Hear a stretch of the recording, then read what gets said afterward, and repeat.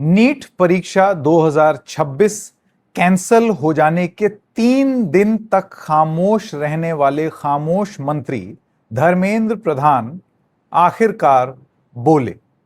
चुप्पी तोड़ी। 30 मिनट की एक प्रेस कॉन्फ्रेंस की। उस प्रेस कॉन्फ्रेंस को एक बार सुना, 2 बार सुना और उस 30 मिनट की प्रेस कॉन्फ्रेंस में एक बहुत ही वीक डिफेंस प्रस्तुत करते हुए धर्मेंद्र प्रधान एजुकेशन मिनिस्टर दिखे। उस 30 मिनट की प्रेस कॉन्फ्रेंस में एक बार भी ऐसा शब्द सुनने को नहीं मिला जिससे सिस्टम में जो ट्रस्ट डेफिसिट हो गया है उसमें भरोसा वापस जगे। वो शब्द था गारंटी। इम्तिहान 21 जून को दोबारा होंगे, लेकिन क्या 21 जून को जो नीट यूजी की परीक्षा होगी कोई गारंटी है कि यह लीक ना हो जाए? सिस्टम ऐसा क्या करेगा जो इस बार लीक नहीं होगा? पिछली बार हर बार इसी तरीके के आश्वासन के साथ मैदान में नेशनल टेस्टिंग एजेंसी उतरी, एजुकेशन मंत्रालय उतरा और फिर भी पेपर लीक हुआ। उसमें भी एक जवाब दिया जो आश्वस्त करने के बजाय चिंताएं और पैदा करता है। यह पूरा मामला क्या है? और एक बहुत ही विचित्र सुझाव जो एजुकेशन मिनिस्टर ने दिया कि इस बार लीक नहीं होगा तो उसके लिए क्या किया जाएगा, उसमें क्या बोल गए धर्मेंद्र प्रधान, यह अपने आप में बहुत ही हैरत में डाल देने वाली बात है। आइए एक एक करके जानते हैं।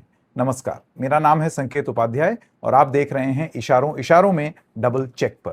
तो सबसे पहले आपको ये बता दें, एक 30 मिनट की प्रेस कॉन्फ्रेंस थी जिसमें तमाम चीजें ये बोला कि हमने अपना समय लिया, अच्छे से ये देखा कि हाँ, जब वाकई पेपर लीक हो गया था, गेस्ट पेपर में उसके सवाल आ गए थे, तब छात्रों के हित में हमने ये पेपर कैंसिल किया। हमने राधा कृष्ण कमेटी जो गठित हुई थी जिसने सुझाव दिए थे कि किस तरीके से सुधार करने चाहिए नीट परीक्षा कराने में, मंत्री कहते हैं कि हमने उसके सारे रिकमेंडेशंस लागू किए फिर भी लीक हो गया। आगे मैं आपको बताऊंगा कि ये कैसे ये गलत है। सारे रिकमेंडेशंस लागू नहीं हुए हैं, वो खुद इस प्रेस कॉन्फ्रेंस में मान रहे हैं। फिर कहते हैं लगभग सारे, तो सारे हो गए और लगभग सारे हो गए। 30 मिनट की प्रेस कॉन्फ्रेंस में दोनों ही बात धर्मेंद्र प्रधान बोल गए हैं। फिर वो कहते हैं कि एक सोशल ईविल है हमारे आसपास जिसकी वजह से ये सारी चीजें हो रही हैं। सीबीआई किसी को बख्शेगा नहीं, ऑनलाइन पेपर हमेशा ऑफलाइन से बेहतर होता है। फिर जब पूछा गया कि ऑनलाइन करवाया जाएगा तो क्या उसमें गारंटी होगी कि कुछ नहीं होगा, तो उनका यह कहना था कि ऑफलाइन के मुकाबले ऑनलाइन बेहतर होता है। लेकिन फिर वो कहते हैं आप जानते हैं कि वहां पर भी चुनौतियां हैं, इतनी तेजी से साइबर फ्रॉड हो रहा है, तो वो भी अपने आप में एक चुनौती लाता है। खुद मान रहे हैं। तो आए तो आश्वस्त करने थे, लेकिन और डरा करके चले गए धर्मेंद्र प्रधान। फिर कहते हैं कि हर बार चीटिंग का नेचर बदल जाता है, जीरो टॉलरेंस के बावजूद कई बार अलग तरीके से चीटिंग होने लगती है।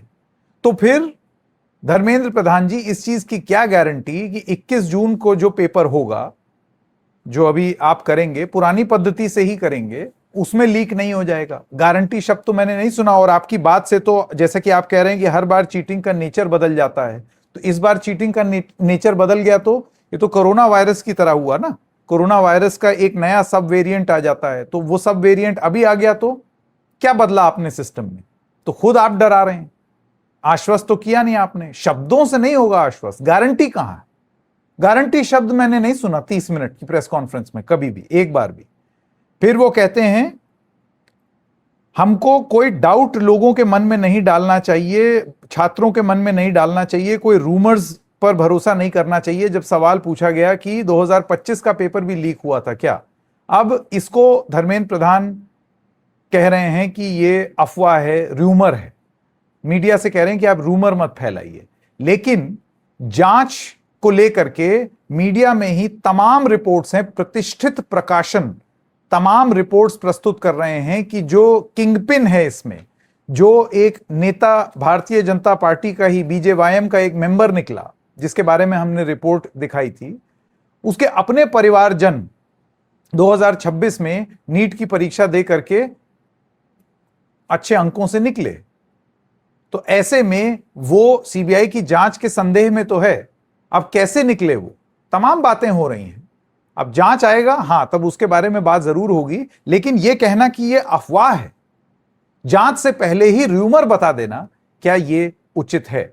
इसका मतलब धर्मेंद्र प्रधान आए तो आश्वस्त करने थे, लेकिन और डरा गए, है कि नहीं?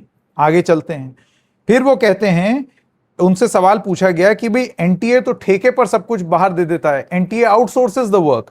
तो वो कहते हैं, उनसे पूछा गया कि आप इसको ठीक क्यों नहीं करते? तो उन्होंने बोला हम करेंगे ठीक।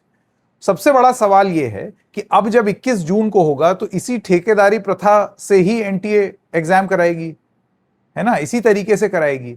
तो उसमें गारंटी क्या है कि फिर नहीं हो जाएगा?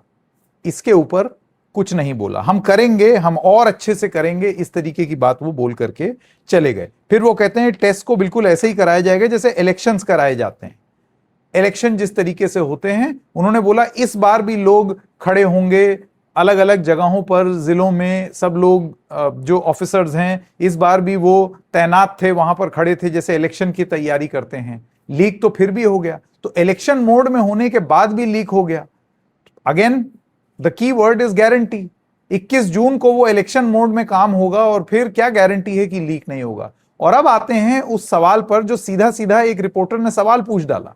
रिपोर्टर का यह कहना था कि इस बात की क्या गारंटी कि इस बार पेपर लीक नहीं होगा, आप क्या करेंगे? आपको पता है धर्मेंद्र प्रधान ने क्या बोला? वो कहते हैं इसमें मुझे मीडिया के सहयोग की जरूरत है। मीडिया के सहयोग की जरूरत है? मीडिया ये टेस्ट करा रहा है क्या? ये एग्जाम मीडिया करा रहा है? नेशनल मीडिया टेस्ट एजेंसी है, एनटीए मीडिया चलाती है।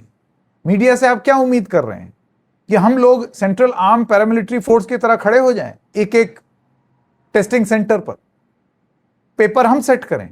ये मीडिया का कोऑपरेशन।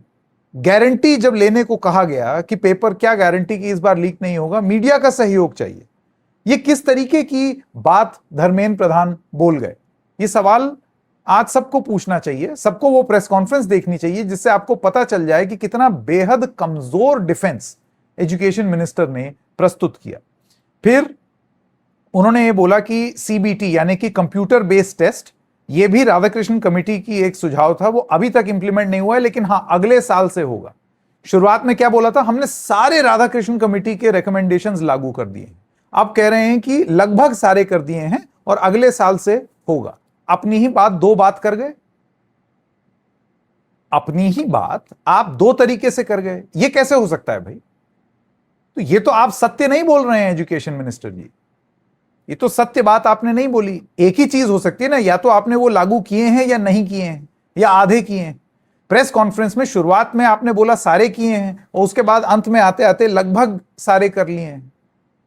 ये तो नहीं होगा। तमाम ऐसे प्रकाशन हैं जो तमाम बातें बोल रहे हैं कि बहुत सारे ऐसे सुझाव हैं इस समिति के जिसको लागू नहीं किए गए हैं।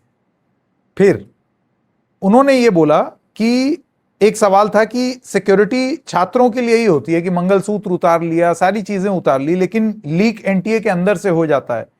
इस चीज को आप किस तरीके से सही करेंगे? स्ट्रक्चरल इश्यूज एनटीए में जो हैं उनको आप कैसे सुधारेंगे? कोई संतोषजनक जवाब नहीं इस बात का। घुमा दिया, इधर उधर बात कर दी। पार्लियामेंट्री स्टैंडिंग कमेटी में जब यह बात सामने आई कि एनटीए के द्वारा कराए हुए 14 में से 5 पेपर में अनियमितताएं थीं, इस सवाल पर तुरंत धर्मेंद्र प्रधान का यह कहना था मैं कोई राजनीतिक सवाल का जवाब नहीं दूंगा। आप जानते हैं जो ऑपोजिशन के लोग होते हैं वो किस तरीके की भाषा का प्रयोग करते हैं, तो इस वजह से मैं उसमें नहीं जाना चाहता। अरे एक सवाल है और जब आप सवाल के जवाब नहीं देंगे तो जाहिर सी बात है मन में डाउट होगा, और उसके बाद ये उम्मीद करना कि नहीं भरोसा ऐसे ही बनाए रखो। भरोसा तो किया था ना, 23 लाख परिवारों ने भरोसा किया था, फिर भी लीक हुआ। तो ये कहना कि हमने बहुत बढ़िया काम किया है फिर भी कुछ चैलेंजेस आ गए और लीक हो गया और हमने देखो समय रहते उसको कैंसिल कर लिया, ये तो कोई बात नहीं हुई। ये तो कोई शाबाशी देने वाली बात नहीं हुई। एनटीए के जो प्रमुख हैं वो बगल में बैठे थे ऐसे वक्त में जब पूरी तरीके से नाकाम हो गई है एनटीए, पूरी तरीके से नाकाम है एजुकेशन मंत्रालय, उसमें भी अपनी तारीफ करते हुए नहीं थक रहे हैं कि बहुत बढ़िया एग्जाम कराया, बहुत ही अच्छे से कराया, इतने सारे एग्जाम कराए, उसमें से एक में हो गया। ये तो राजस्थान के एजुकेशन मिनिस्टर टाइप की बात हो गई कि छोटी मोटी घटनाएं होती रहती। ये किस तरीके का डिफेंस दिया है एजुकेशन मिनिस्टर धर्मेंद्र प्रधान ने? एक सवाल हुआ कि क्या एनटीए को बदल देना चाहिए, तो उनका यह कहना था कि देखिए जो व्हीकल है, यानी कि एनटीए एग्जाम एजेंसी, आप इसको हटा देंगे, किसी और को ले आएंगे, व्यवस्था में प्रॉब्लम। एग्जाम एजेंसी होना ना होना उसमें प्रॉब्लम नहीं, प्रॉब्लम यह है कि एक जो पूरी व्यवस्था जिसमें एनटीए आश्रित होता है और चीजों पर, उसमें समस्या है। मैं ये जानना चाहता हूं धर्मेंद्र प्रधान जी, 21 जून को जो ये इम्तिहान होना है, इसमें वो व्यवस्था में क्या मूलभूत सुविधाएं मुहैया कराई गई हैं, या क्या ऐसे मुद्दे इस बार ठोस कदम उठाए गए हैं कि इस बात की गारंटी हो जाए कि यह पेपर लीक नहीं होगा? इस बात का जवाब धर्मेंद्र प्रधान ने नहीं दिया, और वो चाहते हैं कि सब लोग ब्लाइंडली भरोसा करें। भरोसा एनटीए ने खोया है, भरोसा आपने खोया है। तो सिर्फ यह कहना कि भरोसा करो, उससे भरोसा नहीं बनता। भरोसा करने के लिए आपने क्या कदम उठाए वो तो आपने नहीं बताया। उन्होंने यह बोला कि हमें मालूम है कि एंटी सोशल एलिमेंट्स कौन है, पता थे तो पकड़े क्यों नहीं? अलग अलग जो जगहें हैं, अब राजस्थान है, सीकर सिंडिकेट सामने आया है। किसकी सरकार है राजस्थान? किसकी सरकार है भाई? 2024, 2025, 2026, आप जानते हैं 2023 में वहां पर सत्ता परिवर्तन हो गया, भाजपा की सरकार है, केंद्र में भाजपा की सरकार है। तो अपने आप की विफलता के लिए आप किसी और को जिम्मेदार कैसे ठहरा रहे हैं? महाराष्ट्र में तार जुड़े हैं, वहां पर बीजेपी की सरकार, अलग अलग और जगह पर है, वहां पर आपकी सरकार। तो जहां आपकी सरकार है वहां के एंटी सोशल एलिमेंट्स क्यों नहीं पकड़ लिया आपने? आपका सिस्टम इसका मतलब विफल हुआ, और आपने कोई आश्वासन, या कोई सिर्फ आश्वासन दिया, कोई गारंटी नहीं दी। बोलते आज अगर एजुकेशन मिनिस्टर, मैं गारंटी लेता हूं कि अब की अगर पेपर लीक हुआ तो मैं अपने पद से इस्तीफा दे दूंगा, मैं इतना श्योर हूं अपने सिस्टम में, मैं इतना श्योर हूं एनटीए में कि इस बार पेपर लीक नहीं होगा। नहीं बोला, इसलिए कि वो खुद श्योर नहीं है। और ऐसे कमजोर आर्गुमेंट दे करके आप कैसे भरोसा जीतेंगे 23 लाख परिवारों का और इस देश का कि आप एग्जाम कराने लायक हैं भी या नहीं? यह है सबसे मेन मुद्दा। एक सवाल उनसे पूछा गया कि क्या नया कानून इसमें कुछ आना चाहिए, कानून सख्ती से पालन? तो कहते हैं कि भाई देखिए, सख्त से सख्त कार्रवाई होनी चाहिए क्योंकि ये कैंसर की तरह फैल गया है। फिर नेता जैसे बोल, नेता टाइप बात, कैंसर हो गया है, ये हो गया है, वो हो गया। ये सुनने के लिए थोड़ी एजुकेशन मिनिस्टर ने से प्रेस कॉन्फ्रेंस की उम्मीद थी। इस प्रेस कॉन्फ्रेंस में ये उम्मीद थी कि आप बताइए कि आपने क्या कदम उठाए, 10 बातें बताइए कुछ कि इस बार हमने ये चेंज किए। वो तो आपने बताया नहीं। भरोसा कैसे होगा लोगों को? ऐसे आपके कह देने से भरोसा तो नहीं होगा। और फिर मैं ये कह रहा हूं, जब गारंटी का जो सबसे महत्वपूर्ण सवाल है उसमें यह कह देना कि आपके सहयोग, मीडिया के सहयोग की जरूरत है, वो आज ही मजाक, गजब का मजाक। मीडिया एनटीए का एग्जाम कराएगा, नीट का एग्जाम मीडिया की जिम्मेदारी, ये धर्मेंद्र प्रधान की तरफ से बोल है। इतना कमजोर डिफेंस, इतनी हल्की बात, कोई गारंटी नहीं। इसके बाद इस बात की क्या गारंटी है कि नीट पेपर दोबारा लीक नहीं हो जाएगा? या फिर अब हम एक ऐसी साइकिल में आ गए हैं जिसमें NEET cancel repeat, NEET leak cancel repeat, NEET leak cancel repeat, NEET leak cancel repeat, हर बार यही साइकिल, और कोई गारंटी नहीं। ये सब चीजें हैं, कुछ मुझे लगा आपके साथ आकर के बात करूं क्योंकि मुझे बहुत विचित्र ये प्रेस कॉन्फ्रेंस लगी, बेहद कमजोर प्रेस कॉन्फ्रेंस, और वो भी 3 दिन बाद। कैसे भरोसा जीतेंगे आप देश का? कैसे भरोसा जीतेंगे 23 लाख परिवारों का? इशारों में बस इतना ही, फिर मिलेंगे, तब तक के लिए नमस्कार।